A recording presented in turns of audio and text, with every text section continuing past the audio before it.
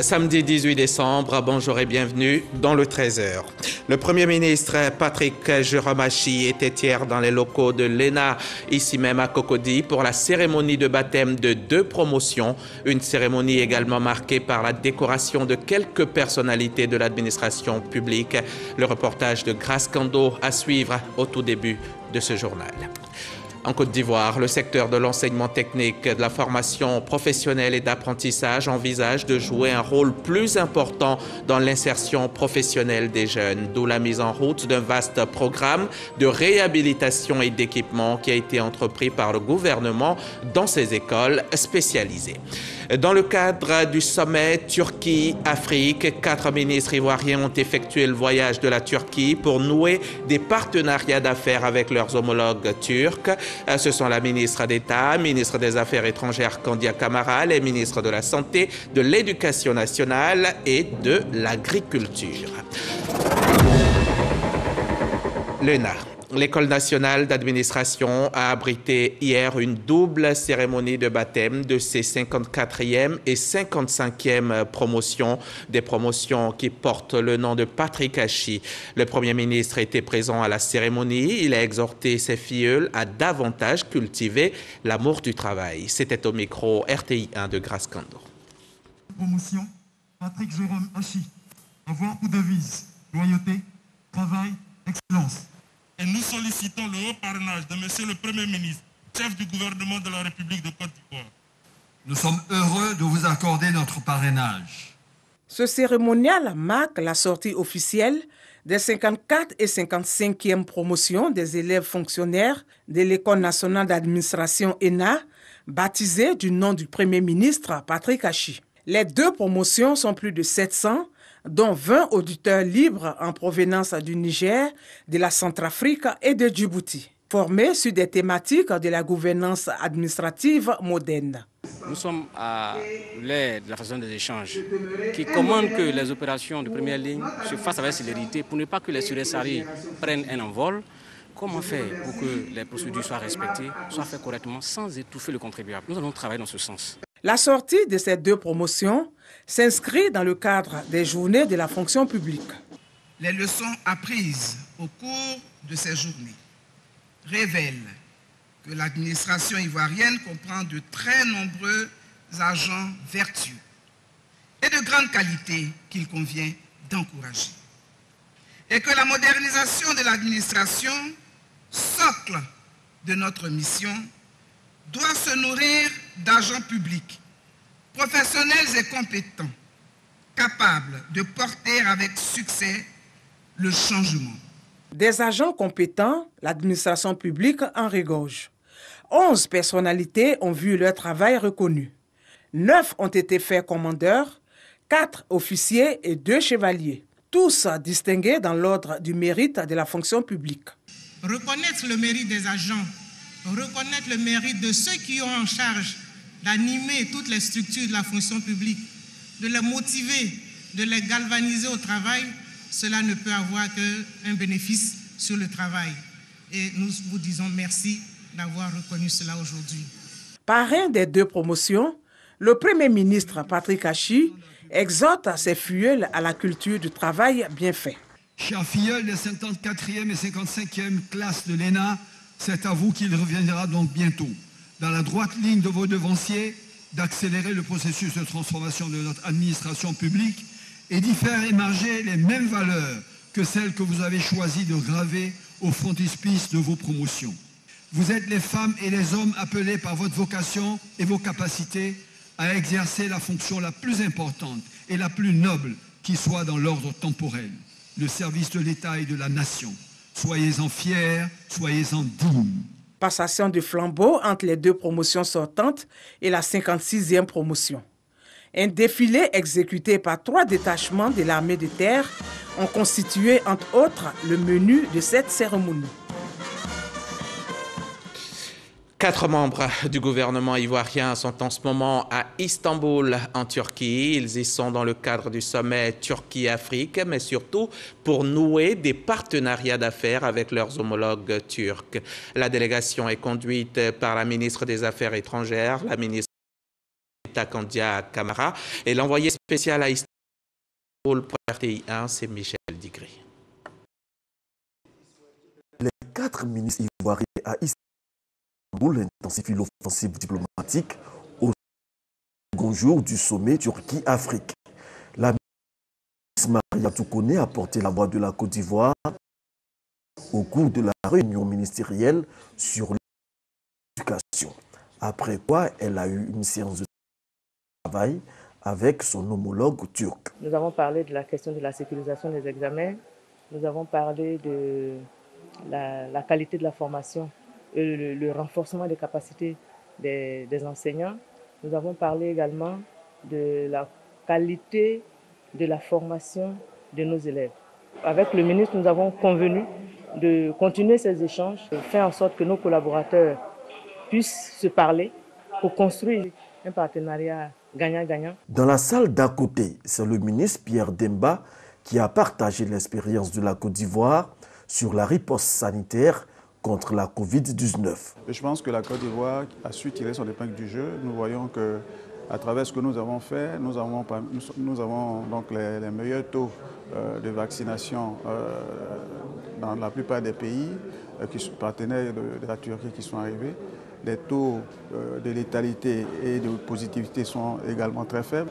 Donc je pars assurer, vraiment investi de l'expérience d'un pays qui a su en si peu de temps développer son secteur de santé et qui est aujourd'hui un modèle donc, en Europe et dans la sous-région. Au cours de l'audience avec le ministre turc de l'Agriculture, comme à la réunion ministérielle, le ministre Kobenan Kwasi Adjoumani a livré les priorités de la Côte d'Ivoire.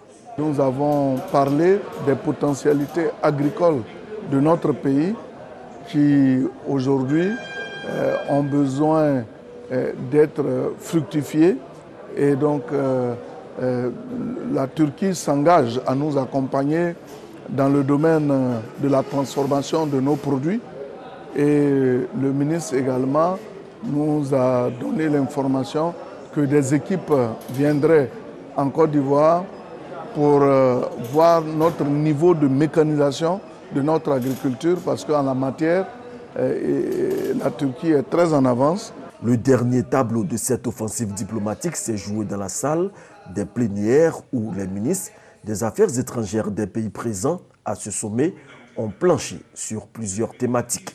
Ces points concernent la paix, la sécurité, la justice, le développement axé sur l'homme, la santé, l'éducation, la formation de qualité, l'emploi des jeunes et des femmes, l'environnement. La ministre Kandia Camara donne la position des pays africains sur ces sujets. Tous ici, nous nous sommes accordés pour dire que tous ces points sont des points prioritaires pour l'ensemble des États africains. Parce que nous sommes tous confrontés aux mêmes problèmes, nous avons tous les mêmes défis à relever et donc nous avons décidé, nous pays africains, de coordonner justement ces points de vue et d'en discuter avec notre partenaire qu'est la Turquie.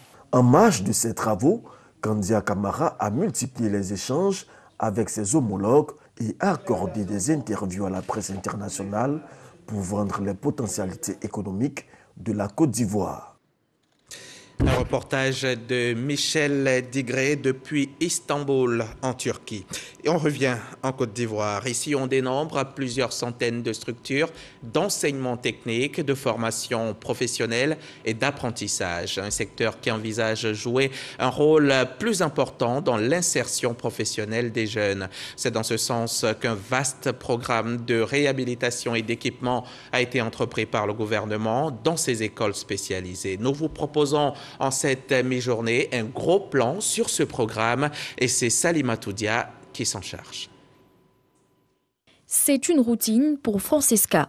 Tous les matins, dès 5 heures, dans le quartier de Beaufort, dans la commune de Boaké, elle se prépare pour l'école.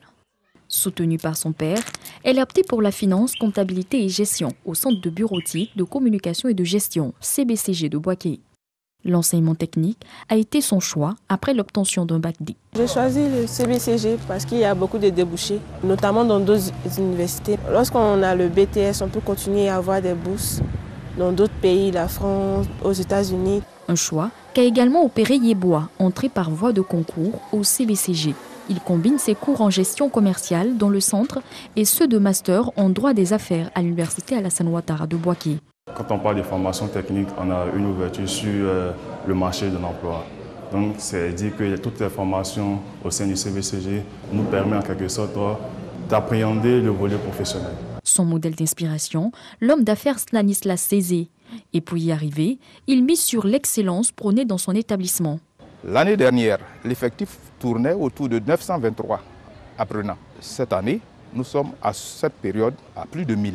Aujourd'hui réhabilité, la formation, la discipline et l'environnement sain ont fini par séduire les élèves et étudiants de la région du Béké.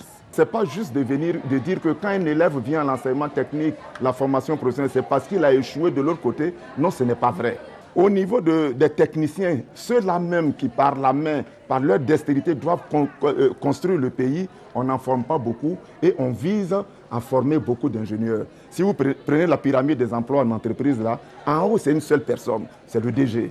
En dessous, ça peut être des ingénieurs, 2 ou 3 ou 4. Après, on descend. Là où on trouve beaucoup de monde, la base qui travaille, qui construit le pays, ce sont les ouvriers qualifiés, les CAP et autres. Pour le directeur régional, l'enseignement technique et l'enseignement général sont complémentaires. Montrer aux jeunes gens des modèles de réussite pour qu'ils sentent que, en fait, l'enseignement technique, c'est une voie d'insertion. En passant par là, on peut se faire une place au soleil. Véritable opération séduction des apprenants, car le ministère n'a que 5% des effectifs de l'enseignement général.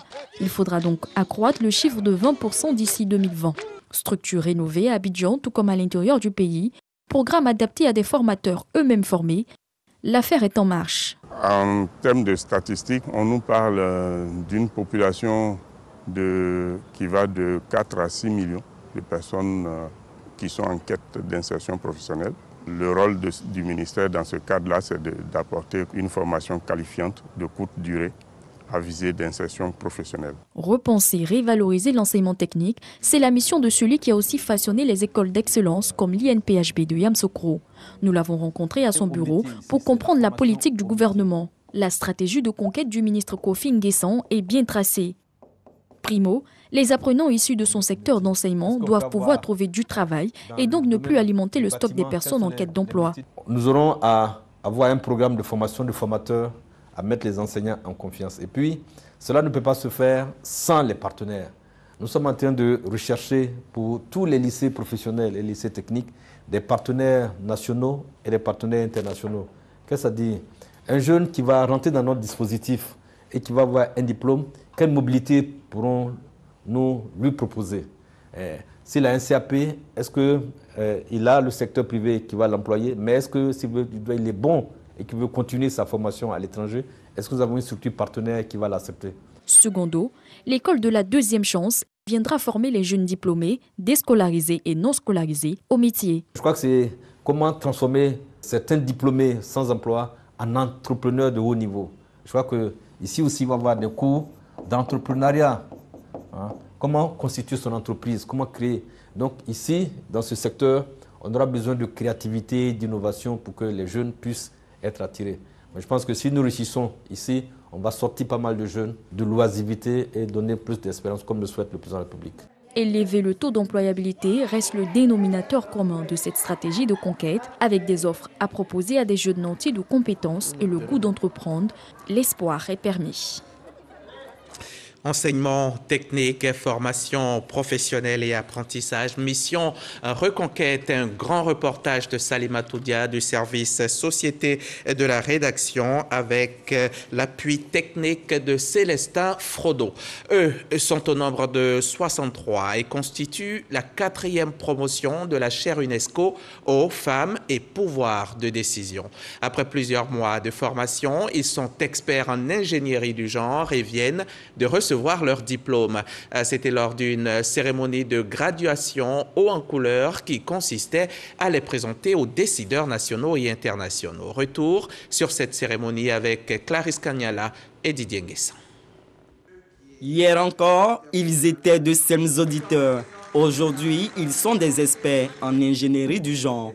Désormais outillés pour porter des messages d'égalité des chances, de lutte contre les injustices et de construction de la paix au sein des familles et des communautés, ces 63 hommes et femmes reçoivent leur diplôme. J'ai compris que cette histoire de genre dont on entendait parler n'était pas seulement une histoire d'émancipation de la femme, mais que c'était une approche qui pouvait apporter le développement à tous les niveaux, aussi bien dans les maisons que dans la société. Ce jour mémorable marque la fin d'une belle aventure et le début d'une grande mission. Nous sommes disposés à accompagner notre pays, terre de diversité et d'hospitalité, pour atteindre tous ces objectifs en matière de genre au niveau national et international.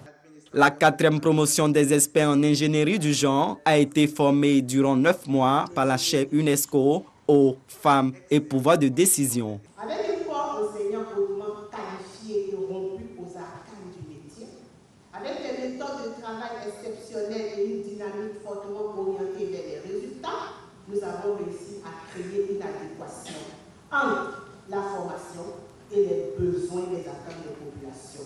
Le ministre Thomas Camara a accepté d'associer son nom et son image à cette cérémonie où l'abnégation au travail et l'excellence étaient les maîtres mots. Chers filles, auréolées désormais de vos diplômes, vous devez redoubler d'efforts pour relever les challenges auxquels vous serez amenés à faire face. Je vous encourage donc à accomplir votre mission avec détermination et à privilégier l'intérêt général.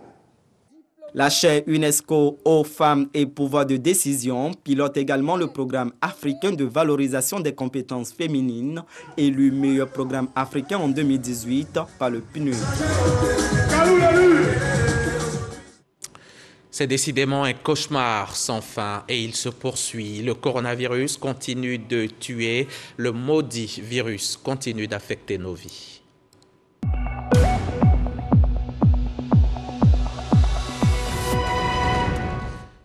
Le monstre affecte nos vies et c'est peu de le dire. Il a déjà tué 5,34 millions de personnes à travers la planète et en a touché jusqu'à 274 millions au total. À l'échelle nationale, ici en Côte d'Ivoire, ce sont 706 vies qui ont été fauchées par le monstre Covid. Sur 62 032 malades enregistrés depuis le début de la pandémie. Méfions-nous de ce virus, il est bien malin. Pour s'en prémunir, vous savez déjà ce qu'il faut faire. Je vous le rappelle quand même, portons sans cesse le masque de protection et faisons-nous vacciner. Le coronavirus, d'accord, mais d'autres pathologies continuent de s'imposer. L'insuffisance rénale, par exemple. C'est la diminution progressive et irréversible de la capacité des reins à assurer leur fonction de filtration du sang, de régulation de sa composition et de sécrétion d'hormones. Et pour débarrasser le sang des déchets et de l'eau accumulée en excès dans le corps, les malades sont soumis à la dialyse, un traitement de suppléance qui a un coût. Mais bonne nouvelle pour les malades de l'hôpital général d'Adjamé, l'association des ressortissants de l'Inde en Côte d'Ivoire décide de les prendre entièrement en charge. Contribue à la prise en charge des malades d'insuffisance rénale, l'association des ressortissants d'Inde en Côte d'Ivoire entend jouer sa partition. Elle vient de prendre en charge des malades pour une dialyse à l'hôpital général d'Adjamé. La communauté indienne est toujours très croyant. On a voulu faire comme remerciement à notre pays, Côte d'Ivoire, en aidant les citoyens qui sont en train de voir ces gens de difficultés sanitaires. Nous sommes vraiment très très heureux de pouvoir recevoir ces dons. Parce qu'ici à Djamé, on rencontre d'énormes difficultés. On a des patients même qui n'arrivent pas à payer les kits, qui sont obligés de sauter des séances parce qu'ils n'ont pas les moyens. Une initiative qui, selon le directeur de l'établissement sanitaire, vient soulager les patients qui peinent à payer leur traitement. Ces malades vraiment ont des difficultés pour leurs soins. L'État de Côte d'Ivoire ne peut pas tout faire. Et donc, que des communautés viennent pour les assister, vraiment, nous sommes vraiment très heureux. Je pense que ça pourrait éviter des décès. Ce sont 700 patients atteints d'insuffisance rénale qui sont dialysés sur 2 à 3 000 malades enregistrés par an en Côte d'Ivoire. C'était un reportage de Salimatou Dia. À Korogo, à quelques 560 km au nord de la Côte d'Ivoire, c'est plutôt la hernie, à la hernie inguinale et à la cataracte que la mairie a décidé de s'attaquer. Ce sont donc 1000 malades qui ont ainsi pu bénéficier d'interventions pour un coût total de 150 millions de francs CFA. Si vous êtes à Korogo ou dans les villes et villages alentours et que vous souffrez ou de hernie ou de cataracte, vous pouvez encore vous y rendre. L'opération se poursuit jusqu'à mardi prochain. Ami Sissoko. Cette année encore, ce sont 1000 malades, dont 600 souffrant de la hernie inguinale et 400 de la cataracte, qui sont pris en charge au centre hospitalier régional de Korogo par des spécialistes venus d'Abidjan. La mairie de Korogo lance ainsi la 7e édition de ces actions sociales soutenues par les autorités de la région. Depuis 2014, grâce au quatrième-major au maire et surtout les instructions du Premier ministre, qui n'est plus là, mais la continuité, fait que nous continuons de faire cette action-là au profit des populations qui souvent n'ont pas les moyens de se faire opérer alors qu'elles ont la cataracte. La hernie inguinale peut être la conséquence d'efforts répétés, du port de charges trop lourdes, d'un surpoids, d'une obésité ou encore d'une constipation. Une fois opéré, le patient regagne son domicile. C'est gratuit. 5 francs, on ne paye pas. Il m'a donné mes médicaments, j'ai mal là. Aujourd'hui, ça va. J'étais auprès de l'hernie inguinale. Je suis venu spontanément, on m'a pris, je n'ai pas payé le moins de centime. Je suis vraiment satisfait. Concernant la cataracte, l'ensoleillement est l'un des facteurs prédisposant à cette maladie. L'opération n'est pas dangereuse et ne dure que 20 minutes selon les ophtalmologues. 45 jours suffisent pour guérir totalement. C'est vrai qu'il y a d'autres facteurs de risque, comme la prise de corticoïdes, comme par exemple certaines maladies à long cours telles que le diabète. Mais l'ensoleillement est l'un des facteurs de risque qui fait que, bizarrement, on a une prévalence assez forte de personnes souffrant avec la cataracte ici à Korogo. Ce sont plus de 150 millions de francs CFA qui sont investis par la mairie de Korogo pour soulager ces 1000 malades de la cataracte et de la hernie inguinale. Les premiers opérés de la cataracte, eux également, ne cachent pas leur joie. Avant qu'on ne fasse l'opération, je souffrais beaucoup. Mais maintenant qu'ils ont fait l'opération, je suis très contente. Donc je remercie le maire. Débutée le 11 décembre, l'opération prend fin le 21. Un reportage d'Ami Sissoko, notre correspondante dans le Grand Nord. La lutte contre la traite des personnes. L'ONG Côte d'Ivoire Prospérité en a fait son cheval de bataille. L'organisation milite pour une meilleure prise en charge des victimes en Côte d'Ivoire. Elle entreprend surtout une campagne de sensibilisation et d'information des autorités administratives, coutumières et religieuses. Les précisions de Michel Mambo, notre chef d'édition du jour. J'étais au Nigeria. J'essaie la coiffure avec une dame. Maintenant, c'est une amie à cette dernière qui est venue un jour me dire qu'elle a un salon de coiffure également à Dubaï, que là-bas j'allais gagner plus d'argent. Donc c'est comme ça cette dame a pris m'envoie ici en Côte d'Ivoire, nous à Dubaï. Et arrivé ici, elle m'a dit qu'en fait, ce n'est pas la coiffure que j'allais faire, mais c'est la prostitution. La traite des personnes. Triste réalité. En Côte d'Ivoire, les victimes sont estimées à ce jour à plus de 1200. L'ONG Côte d'Ivoire Prospérité, en abrégé CIP, s'insurge contre le phénomène. Après donc une longue tournée d'information et de sensibilisation qui l'aura conduite d'Abidjan à Tiasalé en passant par Aboissau, Agboville, Adzopé et Grand Laou, l'organisation revient sur ses pas dans la capitale économique ivoirienne pour faire le point. Faire un bilan à mi-parcours, mais surtout un plaidoyer pour une meilleure prise en charge des victimes de traite des personnes, y compris les migrants. Depuis l'accueil, l'hébergement, la prise en charge nutritionnelle, psychologique, juridique et sanitaire, tout cela est vraiment honoré et il est bon de plaider pour que, en plus, les partenaires gouvernementaux, non gouvernementaux qui nous accompagnent, que les partenaires étatiques s'impliquent dans l'accompagnement de la société civile que nous sommes. Et le Comité national de lutte contre la traite des personnes, CNLTP, ne reste pas indifférent à l'appel. Malheureusement, ce fléau prend de plus en plus de l'ampleur en dépit des efforts consentis par l'État de Côte d'Ivoire. Et justement, c'est cela que nous tenons toujours prêts auprès de nos partenaires, les ONG, la société civile en général, pour mener vraiment à bout ce combat. Favoriser l'accès aux soins pour tous les Ivoiriens, œuvrer pour le bien-être des populations vulnérables, l'autonomisation de la femme, autant de missions que ça signe Côte d'Ivoire Prospérité depuis sa création en 1997. On se rend à Yopougon, la plus grande commune d'Abidjan. Sur place, les autorités municipales ont décidé de soutenir une initiative de l'Association des Sœurs Unies de la Maraoué. Ces femmes commerçantes vendent essentiellement un pagne tissé traditionnellement par le peuple gouro. Reportage Théodore Zouzou, commentaire Franck Quadio. Promouvoir le pagne tissé traditionnel gouro, le kamondje. C'est le combat de l'association Les Sœurs Unies de la Maraoué à Yopougon-Lem. Elle présente ce produit devenu l'élément fondamental de leurs activités génératrices de revenus à l'autorité municipale et pour l'occasion plaide en faveur d'un appui. Le pain baoulé était une richesse des gourous. Ce n'est pas plus négligence qu'on a perdu le pain baoulé. Aujourd'hui, on appelle pain baoulé, pourtant c'était pour les gourous.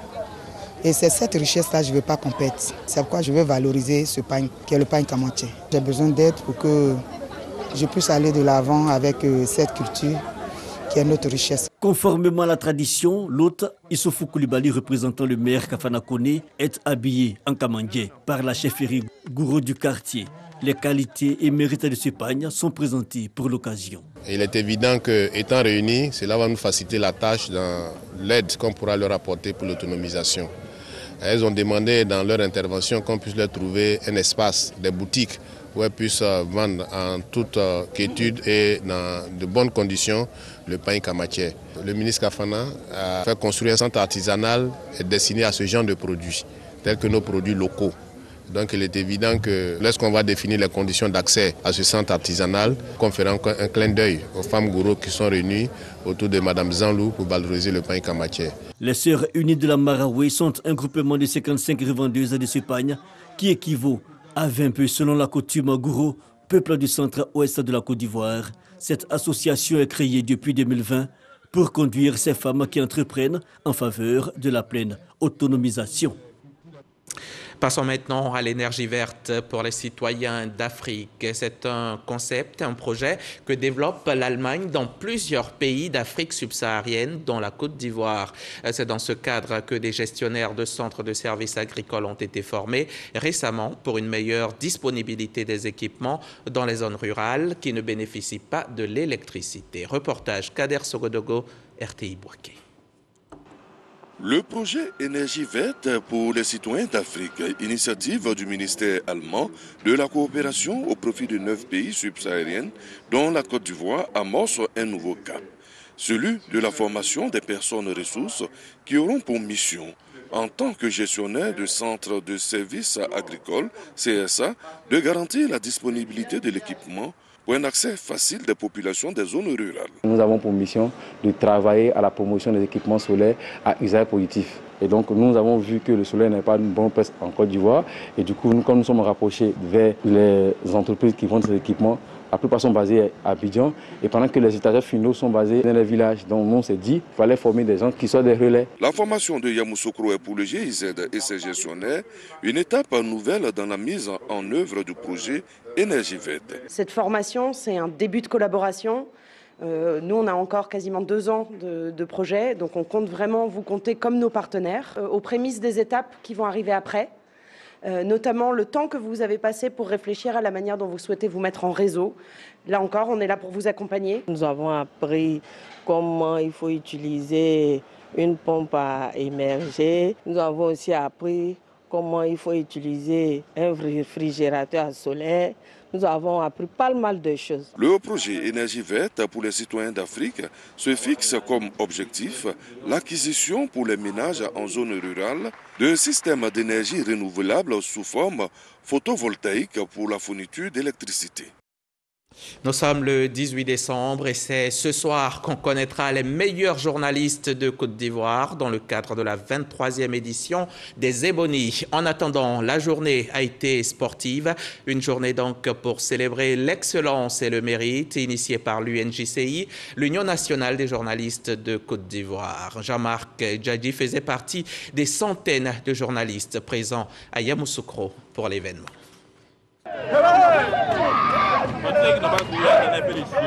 Cross populaire et séance de gymnastique au village Eboni de Yamoussoukro pour l'Union nationale des journalistes de Côte d'Ivoire. Pour la circonstance, des centaines de journalistes de la presse écrite, numérique et audiovisuelle ont troqué leurs plumes au profit des crampons. Ces professionnels de médias célèbrent à travers le sport l'excellence et l'éthique. Le sport, pour eux, présente des avantages pour l'exercice de leur métier. Mais l'initiative est bonne d'avoir instauré ce cross parce que ça nous permet à nous tous, n'est-ce pas, de transpirer et d'avoir la santé. Cette journée sportive est organisée en prélude de la 23e nuit des Ebonies 2021 sous le thème « Journalisme et fake news, défi ou défiance ». La mauvaise information entraîne beaucoup de situations graves dans le monde. Donc aujourd'hui, si l'UNJCI, qui est la fêtière des journalistes de Côte d'Ivoire, prend, comme on appelle, son bâton de pèlerin pour prôner l'excellence, je crois que c'est une bonne chose. Le week-end des Ebonies, c'est une forme de récréation dans le sens noble du terme. C'est-à-dire, après avoir créé, il faut se recréer. Il faut se recréer, certes, au niveau de l'esprit, mais il faut se recréer aussi au niveau du corps. Et la meilleure manière de se recréer au niveau du corps, c'est le sport. Ce week-end festif est l'occasion pour l'UNJCI d'organiser la finale du tournoi de football de la confraternité. L'Union des blogueurs de Côte d'Ivoire et l'Association de la presse étrangère se sont opposés dans le fair-play pour cette étape du week-end des Ebonies 2021. Et bonne chance à tous ceux qui sont dans la compétition des Ebonies, même si c'est sûr que les journalistes de la RTI feront une razzia. Merci de nous avoir suivis et à demain, 13h.